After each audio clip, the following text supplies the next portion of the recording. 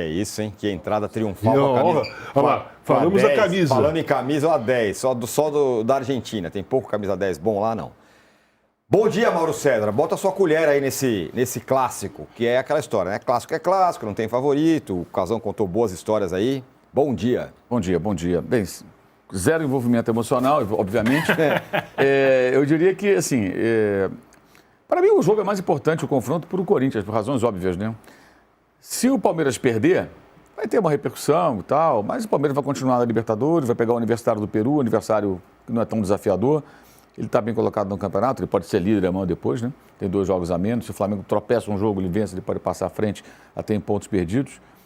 E o Corinthians só tem a Copa do Brasil, né? Porque no Brasileiro a missão do Corinthians é ficar ali, naquele bolo. Conseguiu sair das 2 competições internacionais, né? Que teve a oportunidade de disputar. A Libertadores na fase preliminar e depois na fase de grupos da Copa Sul-Americana também caiu. Então o que resta ao Corinthians é a Copa do Brasil, né? Ao Corinthians, ao Memphis, ao Dorival Júnior, aos dirigentes que também falam, mas não resolvem nada, ninguém apresenta um plano de socorro do clube, né? Não, temos uma caixa d'água furada, tá bom, e aí, como é que vai tampar os buracos da caixa d'água? Pegaram de você essa metáfora. Pois você mas fala. Exato, mas como é que vai fazer para tapar o buraco da caixa d'água? Mantendo o mesmo elenco, os mesmos gastos, as despesas regulares que o clube tem, como é que faz? Ninguém apresenta uma solução, nem ameaça apresentar. É como você ir no médico, o médico fala, olha, você tem isso aqui, está todo ruim. Tá bom, faz o quê? Nada, vai para casa. Tá bom, você continua doente, não toma remédio nenhum, faz nenhum tratamento. Só vai piorando. Só vai piorar, né? O seu estado de saúde só vai piorar, naturalmente. Então, acho que para o Corinthians tem muito mais importância, né? O Palmeiras, assim, o efeito colateral pode ser de uma eventual eliminação, o efeito colateral de uma eliminação para o rival depois de perder o título estadual. Quando o Palmeiras estava na fase pior, né? Lembrando que no estadual o Palmeiras teve dificuldade para se classificar, se classificou na última rodada, quase foi eliminado, né? Quase não chega nem no mata-mata. Passou agora, com aquele pênalti polêmico contra o São Paulo. Contra o São Paulo, depois. Então, é um outro momento para o Palmeiras. O técnico do Palmeiras não vai ser demitido se o Palmeiras for eliminado, por exemplo. O do Corinthians não sabe o que vai acontecer. Né? Pode ser que não continue. Então, acho que são momentos distintos e a responsabilidade, a cobrança, a expectativa maior é do Corinthians, sem dúvida alguma, né?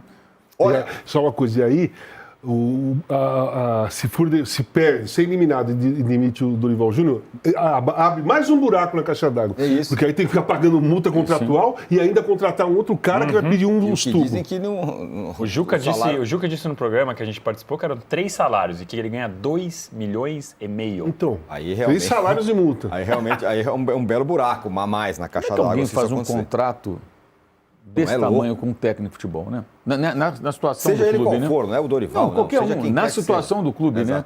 Se é um clube rico, nadando em dinheiro. E outra coisa, né? O Dorival em baixa.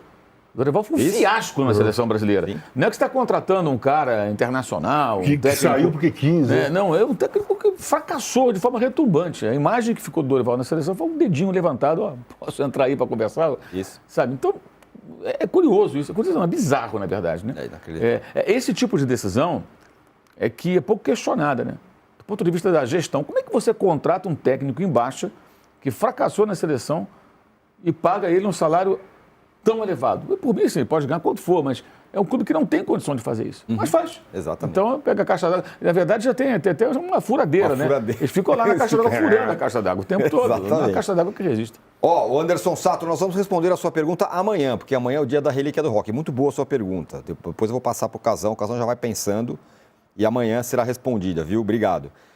Bom, Casão, o Corinthians tem como trunfo a volta do trio. Garro, Memphis e Yuri Alberto. Primeira vez que vão jogar sob comando do Dorival Júnior, né? O Yuri Alberto fez muita falta, vamos combinar, nesses tempos aí. Olha aí, os números deles em 2025. Eu tenho para mim, como dizem as pessoas, né?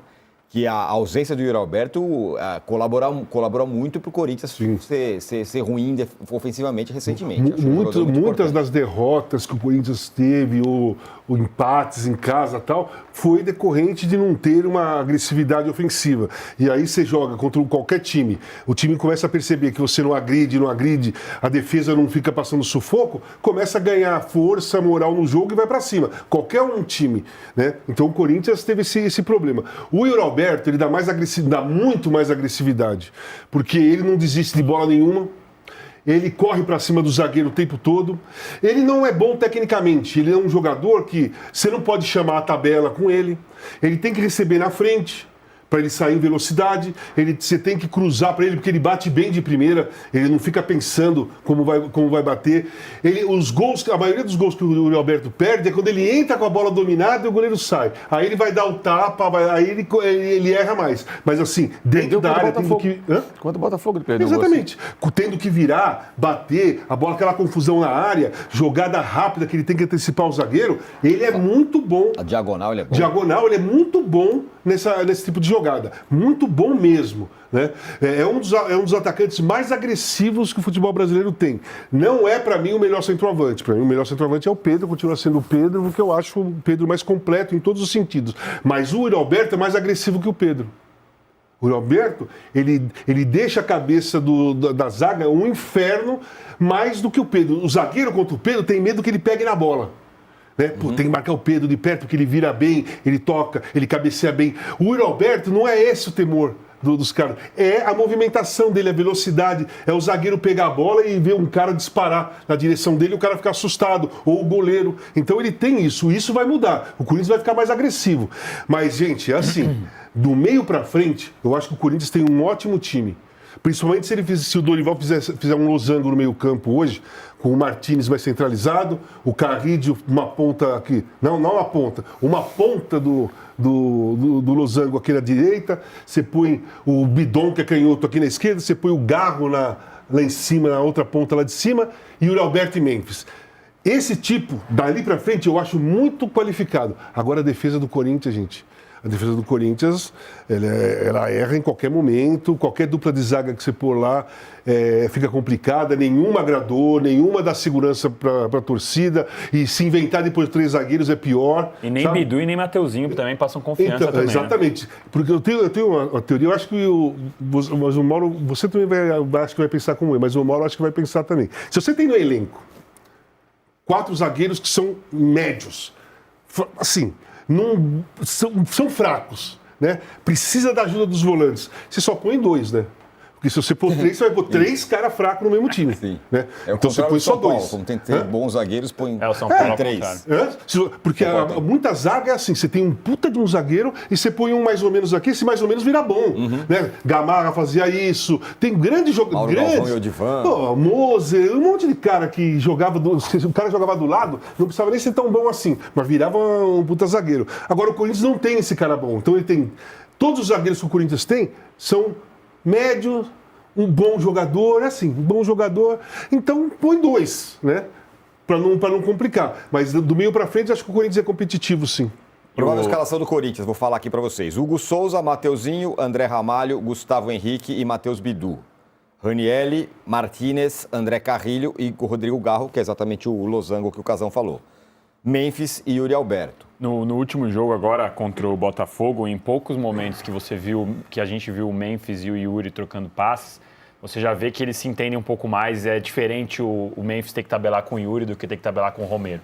E aí o Casão pode falar bem, mas qualquer um, até a gente aqui que jogou na várzea, joga em futsal, society. Quando você tem aquele cara que você se entende melhor, você vê ali, em 10 minutos você vê que o Memphis e o Yuri Alberto se entendem melhor dentro de campo, com a movimentação. O Yuri olha para o Memphis, sabe o que vai acontecer. O Memphis tem... Porque o Yuri, ele conseguiu entender melhor. E basta ver a arrancada entre aspas, né? Do ano passado, quando saiu da zona de rebaixamento para a 8ª colocação, 7ª colocação que o Corinthians conseguiu. Então eu acho que esse é um trunfo que o Corinthians tem. E a minha curiosidade é como o Abel vai tentar não deixar a bola chegar nesses dois. Porque o Memphis, mesmo no final do Paulista do ano passado, não que ele fosse intenso, não que ele tivesse aparecendo o campo todo, mas quando ele tocava na bola, você via que ele conseguia fazer lances de qualidade. Tem um lance que passou agora há pouco ali, que ele pega, dá um pisão com o pé direito, puxa para o esquerdo e põe na cara do gol, a bola bate na trave em 2 segundos. Então eu estou curioso para saber como vai ser o que o Abel vai fazer, né? Você falou a escalação do Corinthians agora, eu tô curioso para saber como vai ser. Ele vai trocar, vai pôr 2 volantes, vai jogar com Aníbal e com Martínez para aumentar a pegada do meio de campo? Ele vai manter o que ele tem feito agora, só com um volante e o Evangelista de 8? Então eu também tô curioso para saber como vai ser a leitura do Abel para essa partida. Se ele vai querer só travar o jogo, Se ele vai querer atacar o Corinthians, marcar na frente, pressionando. Tô curioso. Aqui no Brasil, desculpa, Mauro, só vou falar uma coisa antes. Aqui no Brasil, os treinadores têm muita resistência à marcação individual, né? É uma resistência enorme em marcar individualmente de vez em quando é necessário. O Corinthians, por exemplo, você tem 2 caras que o Yuri Alberto depende completamente desses 2 caras. Garro e Memphis. Cara, cola um cara no Garro, cola um cara no Memphis, que o Roberto vai ser difícil pegar a bola do jeito que ele gosta de pegar. Sim. Na frente, velocidade. Porque se você deixar o Garro dominar e pensar, ele vai enfiar uma bola para alguém. Se você deixar o Memphis pegar, girar, olhar, ele vai criar uma jogada perigosa, tem criatividade e tem um entrosamento com o Yuri e vai colocar. Então eu sempre vejo muitos jogos assim, que eu fico, pô, se eu fosse o treinador, eu marcaria esse cara individualmente. Sabe, por exemplo, Flamengo. Pô, quando o Flamengo joga, cola no Arrascaeta que não é que você vai resolver todos os seus problemas, mas você vai dificultar a criatividade do Flamengo. Então eu sou a favor de alguns times, quando joga com outros que tem alguns jogadores, não é marcar 4, 5 caras, que aí você não vai jogar, mas tem 1 ou 2 caras que você precisa marcar mais de perto. E eu acho que o Corinthians tem 2 que o Palmeiras deveria marcar mais de perto. No caso desses 2 e de um específico, Mauro, outro dia você falou uma coisa interessante. O Memphis tem uma impressão que o Memphis parece que ele está meio fazendo um favor para o Corinthians. Esse é um jogo para o cara fazer mais do que subir na bola no final, né? O que falta, acho que a ele é justamente aparecer em jogos mais relevantes, né? Com destaque, né? Ele tem números bons, você viu ali, assistências, gols. Sim. Ele é um jogador acima da média do futebol brasileiro, isso é óbvio, né? Mas a questão é justamente essa, né? Em jogos assim, por exemplo, a própria final do Paulista, ele só se destacou, entre aspas, subindo na bola. O gol decisivo, o gol do título, foi o gol do Yuri Alberto jogando fora de casa, né? Que foi 1-0, né? O placar agregado. E essa é uma outra oportunidade para ele, mas... E vem depois de um período meio incerto, né? De questionamento, questão financeira, essa coisa toda, né? No sábado ele entrou, fez o gol, né? O time melhora com a entrada dele e de outros jogadores, né? Também o primeiro tempo, se melhorasse depois daquilo, o primeiro tempo do Corinthians contra o Botafogo, um negócio medonho, né? Aliás, eu fiquei pensando, o que o Dorival tem na cabeça, né? Porque você preservar alguns jogadores, ok, mas aquele time que jogou o primeiro tempo, incrível como não tomou 2 ou 3 do Botafogo. Aí conseguiu, no segundo tempo, quase virar o jogo. E a presença dele é extremamente importante. Hoje é uma outra oportunidade. O que foi falado há pouco para o Vitor Roque, vale para ele também. Qual o jogo grande que o Memphis Depay fez a grande diferença? Até agora não aconteceu. Vamos pegar o Sul-Americano do ano passado, o Corinthians ficou pelo caminho. Aí na fase preliminar da Libertadores ficou pelo caminho. Na Sul-Americana ficou pelo caminho. No Campeonato Paulista ganhou, mas ele não foi o personagem. Ele não teve nenhum momento muito mal decisivo. na Libertadores. Pois é, e foi mal. Foi mal. Ainda perdeu um gol incrível no jogo lá de Guayaquil. Estava 1-0, ele perde um gol, que não pode perder. Aí acabou 3-0 para o time lá do Barcelona. Então, é uma outra oportunidade para ele. Lembrando, para o Corinthians, essa competição é o que resta na temporada. Se o Corinthians for eliminado, vai ficar de agosto até 21 de dezembro, quando acaba o Brasileiro, ali para ficar ali no bolo.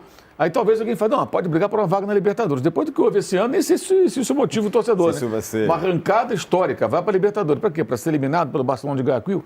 O que dá para esperar do Corinthians no ano que vem também, que é uma interrogação monstro. Você não sabe quem vai ser o presidente, que medidas vai tomar. E se não tomar nenhuma medida, qual vai ser o estado do clube do ponto de vista econômico com toda essa caixa d'água furada. Então esse é o momento de você ter em alta, né? Que pode ser um momento de alta, para ele e para o time, né? E entra uma grana, né? Também tem na isso. Copa do Brasil. Também tem isso. Dá para tapar um furinho da caixa d'água. O Mauro falou sobre a questão do Dorival. Tem os números do Dorival. São 7 jogos do Dorival, o Corinthians, na verdade, pós-mundial, né? São 7 jogos, 1 vitória, 4 empates, 2 derrotas, 4 gols marcados e 6 gols sofridos. Acho que é indiscutível que o Dorival entra com alguma pressão. Se para o Corinthians também é quase com a tábua de salvação para o ano, para o Dorival é bem possível também, né, Danilo? Sim, é uma possibilidade. Eu acho que o Dorival poderia fazer esse Corinthians jogar um pouco melhor, mas para mim ele não está nem em top 3 entre os culpados da má fase do Corinthians. Não que ele não tenha culpa, de novo, ele tem culpa sim, mas o Corinthians tem muitos outros problemas para resolver antes de poder culpar o técnico. O Corinthians não dá as condições que a gente imagina como ideais para um trabalho de um treinador. Agora, é exatamente o que a gente estava falando que serve para o Memphis, serve para o Vitor Roque. Se o Dorival consegue fazer uma estratégia de jogo suficiente para passar do Palmeiras, ele ganha um belo de um fôlego. Na minha cabeça, de qualquer forma, especialmente pela questão financeira, já seria loucura de qualquer jeito você demitir o Dorival. Se você analisar, analisando aqui de fora, eu acho que o Corinthians, como eu disse, tem muita coisa para resolver antes, e você demite o Dorival, você cria mais um problema, mais um rombo financeiro. Você vai ter que ir atrás, a sua imagem está totalmente danificada no mercado. Claro que tem treinador que vai querer assumir, porque o Corinthians, independentemente de tudo, é gigantesco e pode projetar um treinador na carreira de uma forma totalmente diferente. Mas você pegar um treinador top de linha numa situação dessa é mais difícil, sabendo que o Corinthians está com dificuldade para pagar e tudo mais. Então, eu particularmente entendo a possível demissão, a possível saída do Dorival como loucura, independentemente do jeito que for o jogo, resultado, por conta da questão financeira, mas é exatamente o que você falou. Se ele faz uma estratégia boa, ganha de 1-0 hoje, segura 0-0 lá no Allianz Parque e passa, um mês de folga para o Dorival. Um mês de folga para o Dorival, é isso, é o poder do clássico, né, Casão? Você fala, como você falou de jogador, né? Se um cara hoje, o Vitor Roque, faz 2 gols, pô, a história o futuro dele está garantido por muito tempo. Dorival, né? O Dorival, assim, depende muito desses 2 jogos mesmo.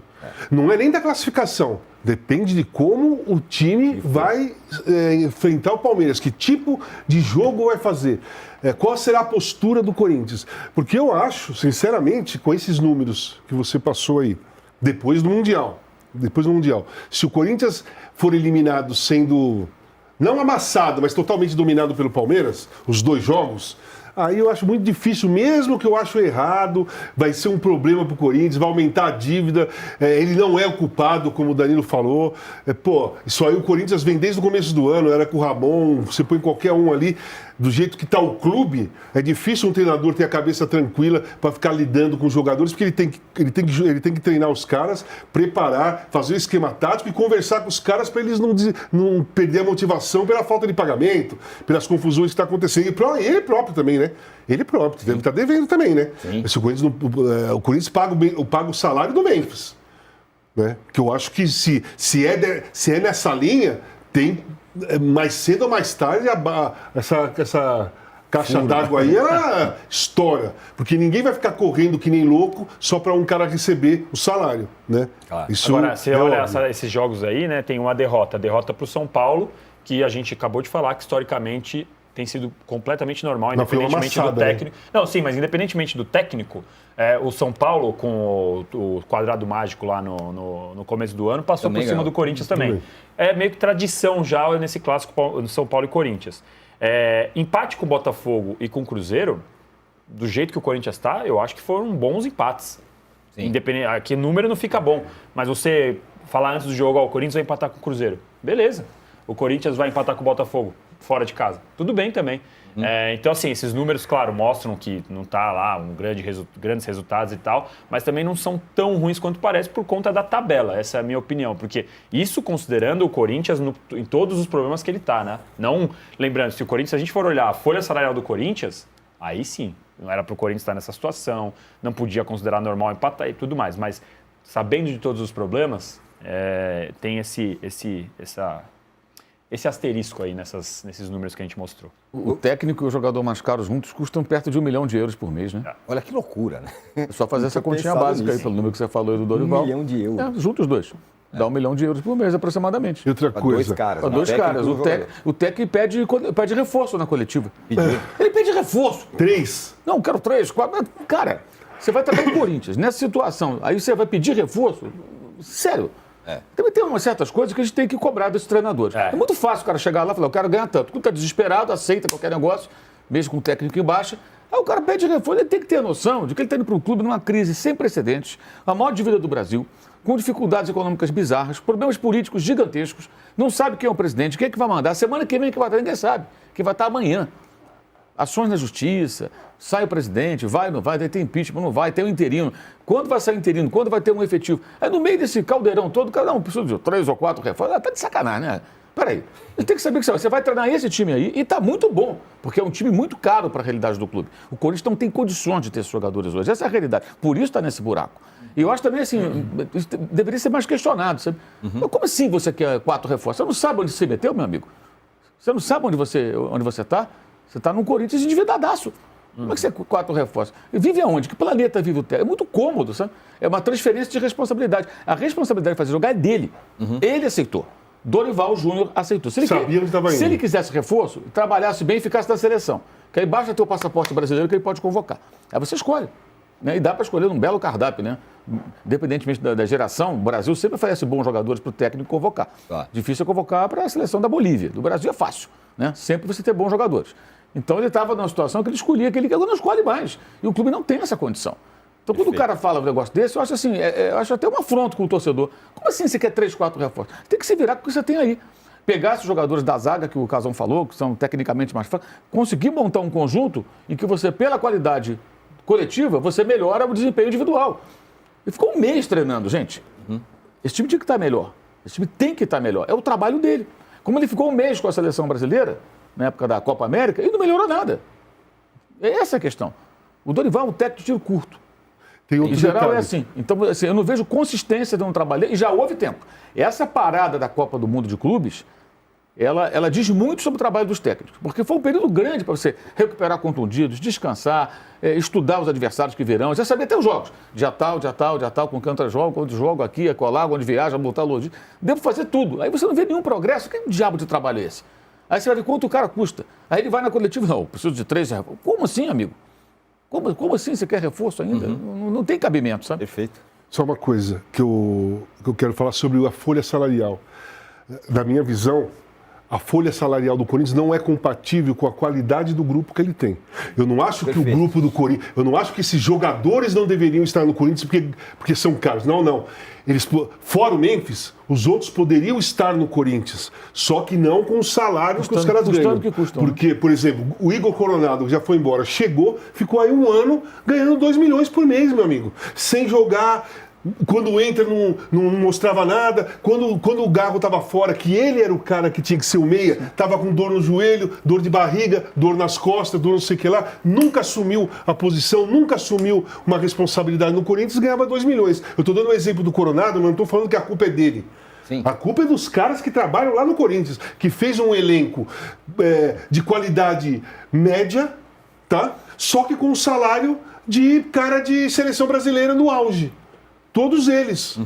Todos eles. Ou seja, é um time que não é ruim, mas é muito caro. É lógico, cara. A folha salarial do Corinthians ela não é compatível com a qualidade que os jogadores têm. Eles não são ruins. Entendam bem, não estou falando que os jogadores do Corinthians são ruins. Só que a qualidade que eles têm não é compatível com o contrato que o Corinthians fez com eles. Vamos só lembrar uma cronologia aqui. Dia 6 define-se mata-mata. Se dia 7 o Dorival é demitido, dia 9 tem a decisão se o Augusto volta ou não volta. Isso. Então, olha assim, como o Osmar Stabile vai querer demitir o Dorival no dia 7, dia 9 o presidente vai e não volta. É uma loucura. É o caos.